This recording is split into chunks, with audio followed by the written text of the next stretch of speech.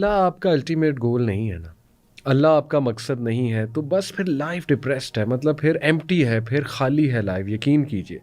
और इतना ये एम्पावरिंग कॉन्सेप्ट है, इतना ताकतवर कॉन्सेप्ट है। मैं अक्सर बहुत ही कोई डिप्रेस होना उसको एक जुमला कहता हूँ, और मैंने बड़ा देखा है कि जुमला उनको बड़ी तकवीत देता है। यानी कोई आया, उसका हार्ट ब्रेक था, उसको कोई छोड़ गया, उसको कोई पसंद था, उसकी कहीं और शादी हो गई, ये बहुत बड़ा एक सानिया होता है, ज़ाहिर है। बिल्कुल सही बात। और बड़ा तकलीफ़ से वो बंदा गुज़र रहा होता है, और उसको लगता है जैसे मेरी दुनिया ख़त्म हो गई, उसको लगता है कि मेरा मकसद ही ख़त्म हो गया, मेरे साथ धोखा हो गया, ये हो गया, वो हो गया। तो मैं उन्हें एक जुमला कहता हूँ कि देखो, जब तक अल्लाह ताला नहीं गए ना तुम्हारी ज़िंदगी से, कुछ नहीं गया। और सोचो अल्लाह तुम्हारे पास है, सोचो खालिक तुम्हारे पास है, सोचो खालिक का कॉन्सेप्ट तुम्हारे पास है, सोचो उसको प्लीज़ करने का चांस तुम्हारे पास है, तुम सांस ले रहे हो, तुम जिंदा हो, every day is a new day. वो तुम्हें माफ़ भी करेगा, वो तुम्हें चांस भी देगा, वो तुम्हें उससे बेहतर देगा। तो वाकई ये, इससे ना मैंने उनकी आंखों में चमक देखी कि एकदम उनको वेकअप कॉल आती है कि हाँ, जब तक अल्लाह ज़िंदगी में है ना, कुछ नहीं गया, कुछ नहीं गया। चाहे सड़क पे आ जाए, अल्लाह माफ़ करे, चाहे जो मर्ज़ी हो जाए। जैसे इमाम इब्न तैमिया ने कहा था ना कि मेरे दुश्मन मेरा क्या कर सकते हैं, मुल्क से निकाल देंगे तो सियाहत है, और जेल में बंद कर देंगे तो तन्हाई है, मैं अल्लाह की इबादत करूँगा, मार देंगे तो शहादत है। तो हर जब हर तक हाल में। खालिक मेरे पास है, हर हाल में मेरा मकसद तो अचीव हो रहा है, हर हाल में। तो ये समझने की ज़रूरत है। हमारे उस्ताद फरमाया करते थे कि अगर इंसान को इस कायनात का सब कुछ मिल जाए, अल्लाह मुयस्सर ना हो तो वो खाली है, और अगर अल्लाह सुब्हानहू व तआला मिल जाए तो उसके पास कुछ भी ना हो तो वो फिर भी गनी है। महमूद अयाज़ का वाक़या आपने कई बार सुना होगा। एक बार महमूद ने अपने तमाम जो मुशीर वज़ीर थे उनकी शिकायत कि आपने ये अयाज़ को क्यों साथ रखा है, ये तो मजज़ूब है, ये तो बेचारा डिसऑर्डर है, तो क्यों आप इसको हर वक्त साथ रखते हैं। तो एक बार उन्होंने खुद दिखाने के लिए सबको कहा कि आज मेरे दरबार में जो चीज़ जिसको पसंद आती है उसके ऊपर हाथ रखे और मैं वो उसको दे दूंगा, वो उसकी। सब ने, किसी ने बादशाह सलामत की तलवार पे, किसी ने ताज पे, किसी ने कुर्सी पे, किसी ने किसी चीज़ पे हाथ रखा। बादशाह सलामत ने कहा कि तुम्हारी।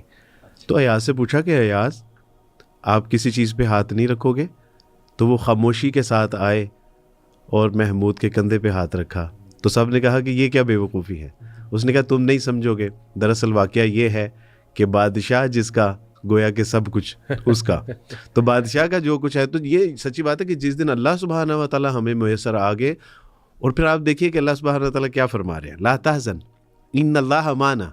रसूलुल्लाह सल्लल्लाहु अलैहि वसल्लम और अबू बकर सिद्दीक़ रज़ी अल्लाह तआला अन्हु का वाक़या कुरान नकल करते हुए अल्लाह सुब्हानहू व तआला को याद कीजिए उन दोनों का वाक़या कि जब एक को तसल्ली दी जा रही थी, आप अलैहिस्सलाम ने फरमाया कि घबराने की ज़रूरत क्या है, अल्लाह है ना हमारे साथ। तो ये जुमला बजाते खुद इतनी बड़ी एनर्जी है हमारे लिए, ला तहज़न इन्नल्लाह माना।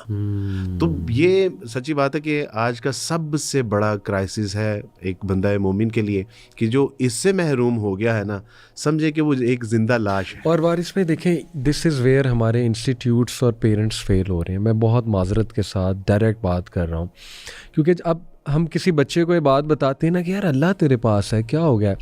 अच्छा, वो आगे से कुछ डर के कहते नहीं, कुछ कह देते हैं कि अली भाई आपकी बात ठीक है, लेकिन मुझे फील ही नहीं होता अल्लाह। अब देखें इस जुमले के पीछे क्या प्रॉब्लम है। बोल वो सच रहा है कि यार मुझे अल्लाह नज़र नहीं आता, मुझे, मैं कैसे, आप ये जुमला कह रहे हैं कि अल्लाह तेरे साथ है, हाउ टू फील इट। अब देखें, मैं और आप तो माशाल्लाह समझते हैं अल्लाह का बड़ा करम है, अल्लाह का एहसान है, अल्लाह ने अपनी मार्फत दी, अल्लाह ने तकवीत दी, अल्लाह ने अपनी पहचान दी। लेकिन ये जो बच्चा ये जुमला कह रहा है ना कि यार मेरे लिए ये बात मीनिंगलेस है, जो आप कह रहे हैं कि फ़लाना तुझे छोड़ गया, कोई बात नहीं, अल्लाह तो है। अब इसके पीछे प्रॉब्लम ये है कि उस बच्चे को अल्लाह से मोहब्बत भी नहीं कराई गई, अल्लाह का तारुफ भी नहीं करवाया गया, और उसकी ग्रूमिंग फिर आप देख लें, बस यही कुछ हो गया ना, ग्रूमिंग, वर्ल्डली गोल्स, बस वर्ल्डली गोल्स, दैट्स इट। तो इसलिए उसके लिए शायद ये एक मीनिंगलेस सी बात है।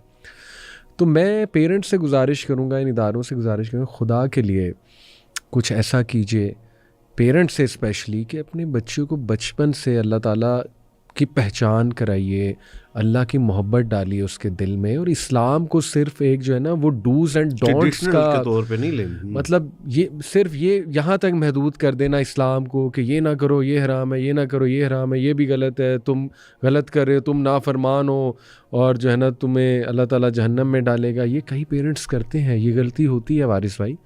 तो हमें बहुत क्लियरली इस पे पेरेंट्स को ये बात करनी है कि प्लीज़ अल्लाह की मोहब्बत डालें बच्चे में, कल को वरना वो यही कहेगा कि मेरे लिए एक एम्प्टी कॉन्सेप्ट है कि आप मुझे कह रहे हैं अल्लाह तो है, तो मैं कैसे फील करूं। बहुत बड़ा जुमला आपने जो कहा है ना, और जो अल्लाह सुब्हानहू व तआला से ना आशना है ना, उनके जुमले यही हुआ करते हैं कि मैं अल्लाह को फील नहीं कर पा रहा, मुझे फील नहीं होता। जी, और जो अल्लाह सुब्हानहू व तआला से आशना होते हैं ना अली भाई, तो उनका मामला ये है कि एक बार हिजाज बिन यूसुफ को उसकी वालदा ने कहा कि हिजाज इतना जुल्म ना कर, अल्लाह सुब्हानहू व तआला के अजाब से डर जा कि कहीं वो तुझे किसी सख्त तरीन अजाब से दोचार ना करे।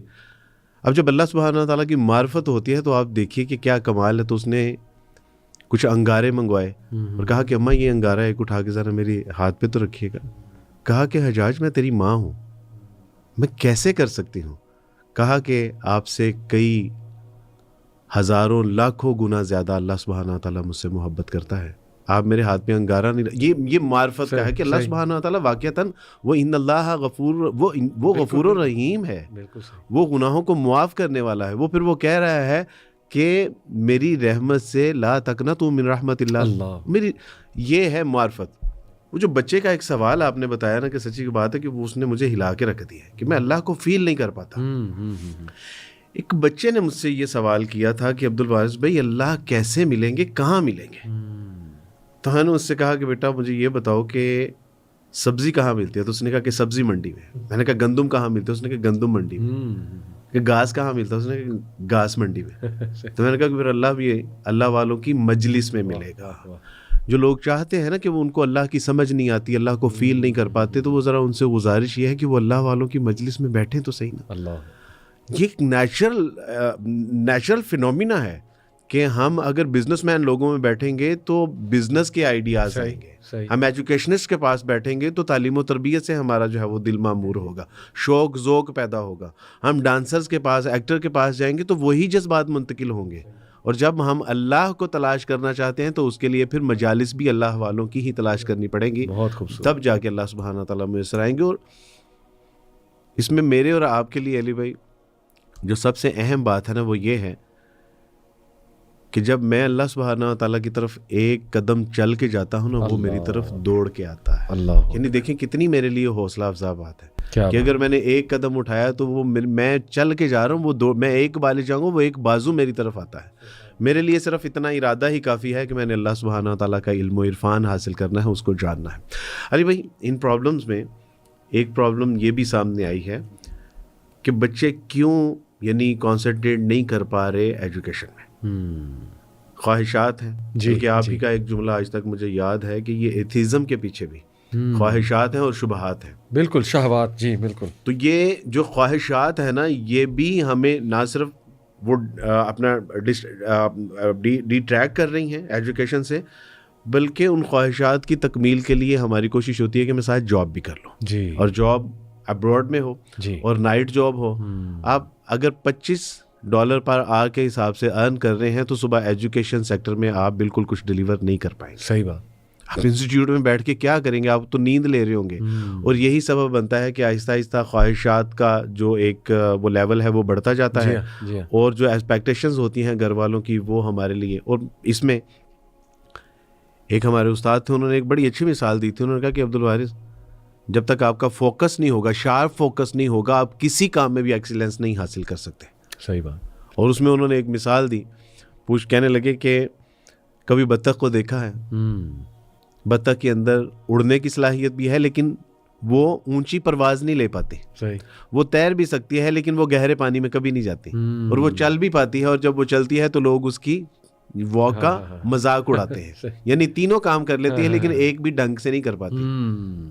लेकिन कभी टाइगर को देखना, 113 किलोमीटर पर आवर के हिसाब से वो दौड़ता है, और सिर्फ दौड़ता है। और जब वो दौड़ता है तो फिर जमाना उसको देखता है। ऐसे क्या बात। तो ये बहरहाल अगर हम यानी एजुकेशन में अगर हम एक्सीलेंस परफॉर्मेंस देना चाहते हैं तो फिर हमें फोकस भी करना पड़ेगा। अम्मी अब्बू किस लिए कमा रहे हैं, सही, बड़े बहन भाई किस लिए कमा रहे हैं, अगर वो मेरी बुनियादी ज़रूरियात को पूरा करने के लिए जो है वो ये मेहनत कर रहे हैं तो मेरा ख्याल है कि फिर मुझे उसको एंजॉय करना चाहिए, ना कि अपनी ख्वाहिशात की जो है वो पीछे दौड़ लगाएं और उसमें गर्क होकर रह जाए। बिल्कुल सही। तो मैं ये बात बस कंप्लीट कर लूँ कि आइडेंटिटी कन्फ्यूजन के देखें, जब हम ये छोटे मोटे गोल्स को मकसद बना लेंगे ना, तो वो मकसद जब नहीं, वो गोल जब नहीं अचीव होगा तो हमारी सारी शनाख्त गिर जाएगी, हमारी सारी आइडेंटिटी कोलैप्स हो जाएगी। जैसे बच्चा कहेगा कि मैं कौन हूँ अगर मैं टॉपर नहीं हूँ, मैं कौन हूँ अगर मैं इस ग्रुप में एंटर नहीं हो सका, मैं कौन हूँ अगर मुझे फ़लाना छोड़ गया,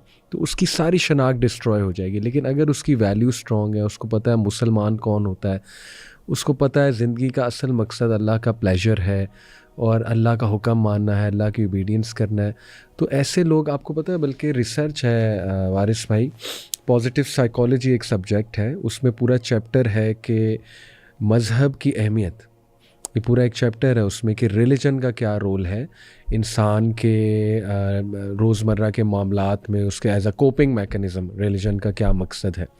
उसमें हमारे पास बाकायदा रिसर्चेस हैं कि मुस्लिम कंट्रीज़ में कदरे डिप्रेशन कम है, और स्पेशली बुढ़ापे में, बूढ़े लोगों के बारे में तो बहुत रिसर्चेस हैं कि वेस्टर्न कंट्रीज़ में बूढ़े लोगों में बहुत ज़्यादा डिप्रेशन है कंपेयर टू मुस्लिम माशरे में जो बूढ़े लोग हैं। और उसकी बहुत बड़ी वजह पॉजिटिव साइकोलॉजी की रिसर्चेस बताती हैं दीन के कॉन्सेप्ट से। जो यहाँ पर बूढ़ा है ना, चाहे वो जवानी में जैसा भी था, अब वो कुरान की तरफ आ गया, कुरान की तिलावत कर रहा है, मस्जिद जा रहा है, ठीक, उसको एक उम्मीद है, उसको पता है यार मैं मर जाऊंगा तो चलो कोई अल्लाह ताला माफ़ कर देगा, कोई बच्चा तो हो जाएगी, उसके सामने है सदका जारिया भी सामने है कि चलो पीछे से ये लोग कोई मेरे लिए दुआ कर देंगे। आप सोचें कि जिसके पास अल्लाह नहीं है, जिसको अल्लाह का सही कॉन्सेप्ट ही नहीं है, जैसे वो वेस्ट में क्रिश्चियन ज़्यादा हैं, वो श्योर नहीं है जीसस के बारे में, खुद ये मौत है उसके लिए, ज़िंदगी बजाते खुद मौत है। अल्लाह अकबर, बिल्कुल ऐसे ही है। तो देखिए ये रिसर्चेस भी हमें बता रही हैं कि मज़हब का कितना अहम किरदार है डिप्रेशन से फ़ाइट करने में। मैं इसका इनकार नहीं करता, मजहबी लोगों को भी डिप्रेशन हो जाती है, मैं इससे एग्री करता हूँ, मतलब बड़े बड़े नेक लोगों को डिप्रेशन हो जाती है, लेकिन थोड़ा सा फ़र्क कर लें। मैंने किसी नेक बंदे को या मजहबी बंदे को एग्जिस्टेंशियल डिप्रेशन में नहीं देखा। एग्जिस्टेंशियल डिप्रेशन और क्लिनिकल डिप्रेशन फ़र्क है। क्लिनिकल डिप्रेशन सिंपली इम्बैलेंस है केमिकल्स का, केमिकल्स ऊपर नीचे हो जाते हैं, कुछ जेनेटिक रीजंस होती हैं, आपके ख़ानदान से आ रही होती हैं, एंग्जाइटी, डिप्रेशन, मैं उससे एग्री करता हूँ, वो हो जाता है। मैं बात करूँ एग्जिस्टेंशियल डिप्रेशन की, ऐसी डिप्रेशन मोमिन को नहीं होती कि यार मेरा मकसद क्या है, मैं क्या कर रहा हूँ, मैंने जाना कहाँ है, और वो खाली खाली फ़ील करे। मैं नहीं मानता कि एक ऐसा मोमिन मुसलमान जिसको दीन का नॉलेज है, जिसको अल्लाह की मार्फत है, उसको ये डिप्रेशन होने लगे, एग्जिस्टेंशियल डिप्रेशन होने लगे कि मैं कर क्या रहा हूँ। देखें अल्लाह ताला ने सूरह इंशिरा में नबी सल्लल्लाहु अलैहि वसल्लम को फरमाया ना कि नबी क्या हमने तुमसे वो बोझ नहीं हटा दिया, यानी तुम सोचते थे कि मैं क्या करूँ, मतलब मेरी डायरेक्शन क्या है। इसी तरह सूरह ज़ुहा में देख लें कि क्या हमने तुम्हें हिदायत नहीं दे दी, हमने तुम्हें डायरेक्शन नहीं दे दी। तो ये आयात पे गौर करना चाहिए कि मुसलमान डायरेक्शन लेस नहीं है। हाँ, उसे और चीज़ों पे डिप्रेशन हो सकती है, इंसान है, फाइनेंशियल लॉस पे हो सकती है, उसे कभी औलाद की तरफ से मसला, ये वक्ती है।